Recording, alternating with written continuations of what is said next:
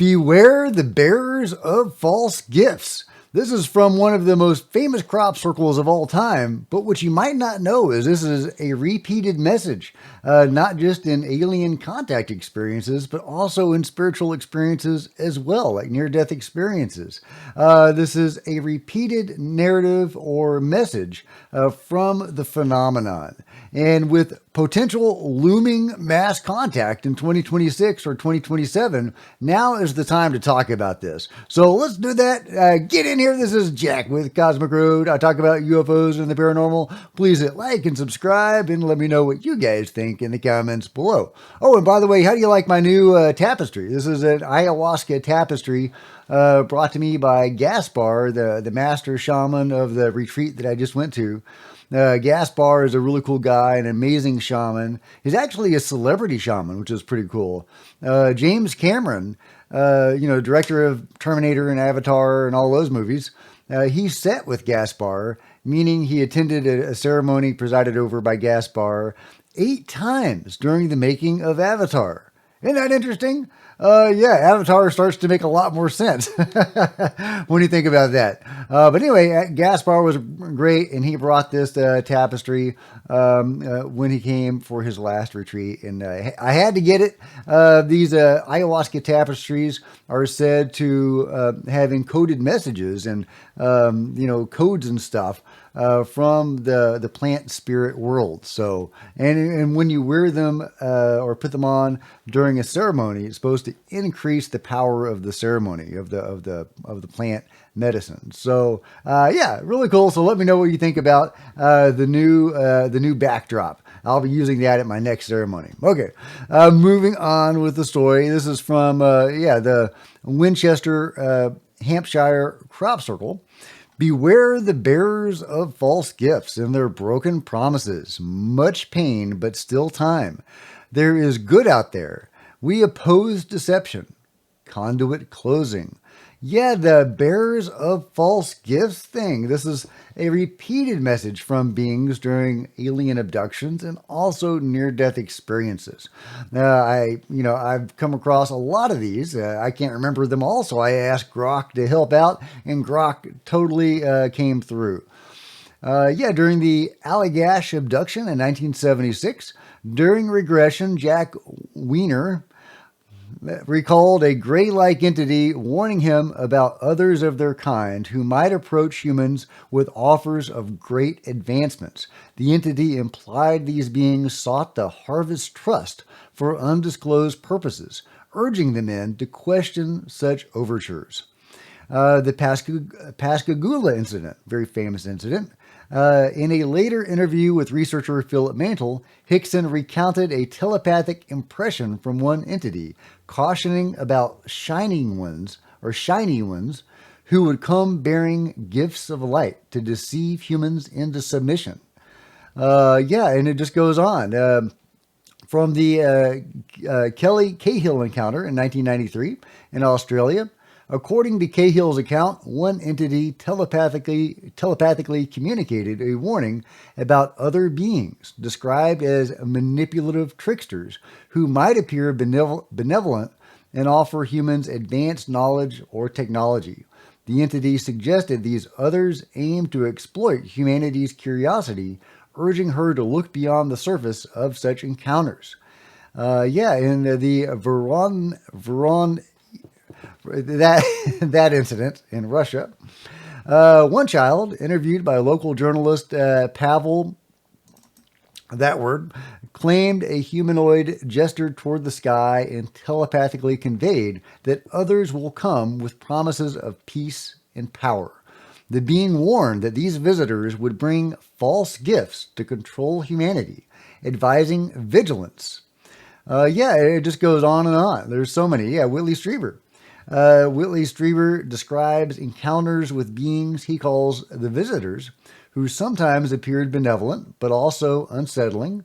In one instance, he recalls a telepathic message from a seemingly protective entity warning him about other visitors who might offer humans power or insight as a means of control. Strieber interprets this as a caution against accepting their influence without questioning their true intent. George Adamski. Adamski reported that his Venusian contacts, particularly a being named Orthon, warned him about other ET races who might approach humanity with offers of advanced technology or knowledge. Orthon allegedly cautioned that these other beings could have ulterior motives, such as exploiting Earth's resources or subjugating its people, urging Adamski to promote peace and discernment instead. It goes on and on. Betty and Barney Hill. While the primary beings conducted examinations, Betty Hill reported a telepathic exchange where one entity seemed to caution her about trusting other ET visitors. According to Betty's account, the being implied that not all star people contacting humanity had benevolent intentions, and some might offer technological or intellectual gifts to manipulate or control humans. It's just nuts, guys. And it goes into near-death experiences as well. Beverly Brodsky. During her near-death experiences, Brodsky encountered a radiant being of light who warned her about false guides appearing as benevolent entities offering easy paths or material rewards. The being stressed that these imposters aim to divert humans from true spiritual growth, advising discernment. This is the Carter Mills near-death experience. Mills described meeting a spirit guide who showed him a vision of Earth's future, warning about dark beings posing as saviors with promises of salvation or power. The guide cautioned that these entities fed on human fear and obedience, urging Mills to resist such temptations. And there's another one I came across just yesterday, where a guy died temporarily, obviously, and met Jesus, and Jesus took him to Antarctica and was showing these walls of ice, the walls of Antarctica, and buried under Antarctica was this non-human city. And soon this was going to come to light, and there were going to be beings, I guess, still living there that were going to offer humanity gifts. But these were going to be false gifts. I will read it. There's music, so I can't play it, but I will read it. I knew instinctively that these entities had been trapped for a reason, the entities in that city. And mankind was about to set them free, these Antarctic beings. They believed that unlocking knowledge, Jesus said, his voice filled with sorrow, but they are unleashing a great deception. The vision shifted again, and this time I saw the future. News broadcast announcing a massive discovery in Antarctica. Reporters called it the greatest scientific breakthrough of our time, claiming that hidden civilizations had been found beneath the ice. Political leaders hailed it as proof that humanity was never alone, that these beings were here to guide us and help us evolve. But I knew the truth. What the world would be told was a lie. These beings weren't here to help. They were here to deceive. And he goes on to say they were here to, Jesus warned them that these beings were here to separate us from God, from our spiritual connection. So there you go. There's a roundup of various incidences where beings have told people in one modality or another, whether near-death experiences or alien abductions, to beware of other beings bearing false gifts. They're trying to enslave us, divorce us from our spiritual connection, what have you. So what do we make of all of this? Well, the phenomenon often will push out narratives that are BS. This is just the way it is, sadly. There's so much crossover between metaphysical events and, physical events, alien abductions and near-death experiences. They all kind of blend together a lot. And there's Whitley Strieber has implants. He has, anal probes. He has very physical experiences. But at the same time, he will have other experiences where he says he will be taken to a deeper level of reality. His implant allows him to communicate with his late wife on the other side. So a lot of crossover, and there's so many examples of that. So I'm just going to say that, for the purposes of this conversation, it's, all one. The phenomenon is pushing out these narratives in whatever modality. What other narratives do they push out? Well, beings, aliens, whatever they are, have told people various different accounts of how they came to be, the origins of the Greys. But they give it like 6 or 7 different origins. They never tell the same story twice, and each story is so far apart from each other. They're from the future, if they're from an alternate reality. They're from our same time, but they've simply borged themselves with technology, integrated themselves with technology so much on a distant planet that they had to come here and refresh their gene pool or whatever. So, so they put out these bogus stories of how they came to be. They also push out stories about how we came to be. They claim to have created us. And hey, they may have. There's definitely compelling evidence to suggest that we may have been engineered or created in some way artificially. But they don't tell the same story twice. They have, again, told 6 or 7 different stories that I've run across about different scenarios by which they've created humanity. Totally contradictory to each other. So, yeah, the phenomenon puts out stories that are not necessarily the case. So, can we rely on this information from these beings warning us of other beings? Well, check this out, because Grok found something that I was unaware of, or at least that would never have considered. The Book of Enoch in the Watchers. Yeah, from the apocryphal Book of Enoch.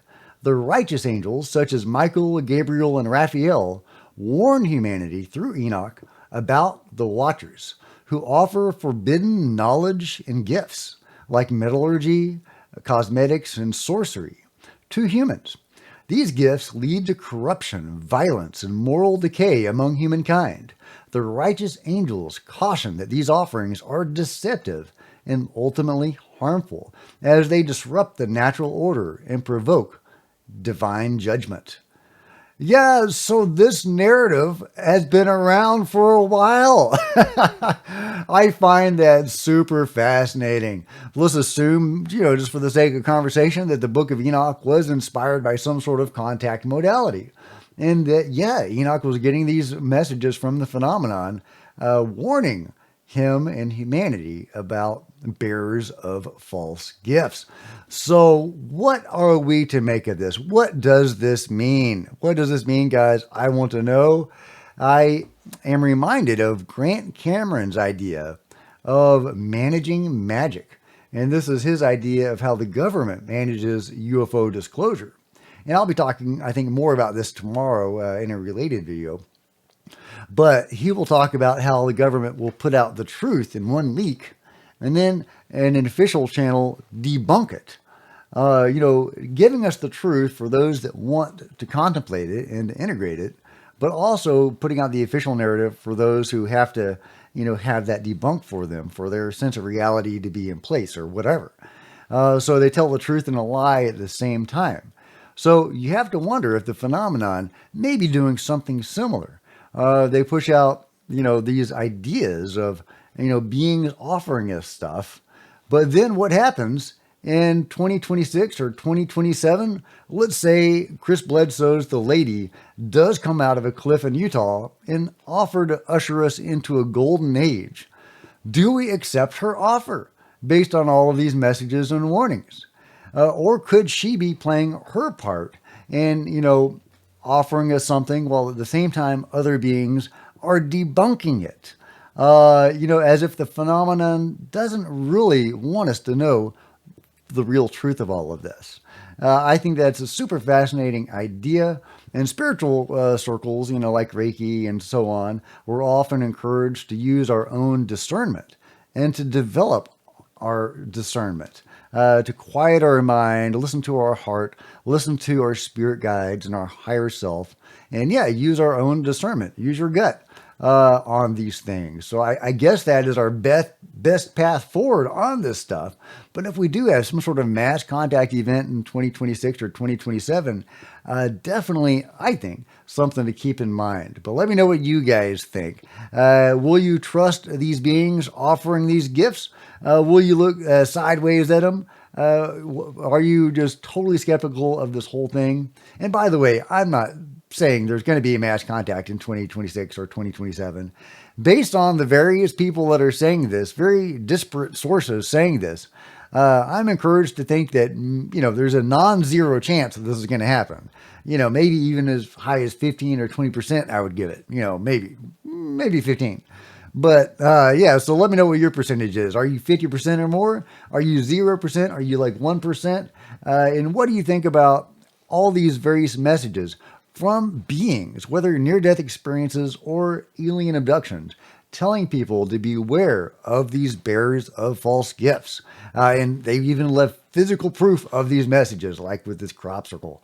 Let me know what you think it all means in the comments below. Like and subscribe. Hit the bell to be notified of future videos. You don't want to miss a thing. Join me on social media, Facebook and Twitter, links below. Love to see you guys there. If you want to support Cosmic Road in a bigger way, consider grabbing a coffee mug or a t-shirt in the merch store below. I write science fiction and fantasy novels. If you like those kind of books, again, see the link below for my latest book. Or you can become a channel member. Channel members are rock stars, and I really appreciate you guys' support. Thank you so much. Also, channel members frequently get to see videos hours before everybody else. Meanwhile, there are plenty of other videos on the channel, and I'll see you guys next time. This is Jack with Cosmic Road, signing out.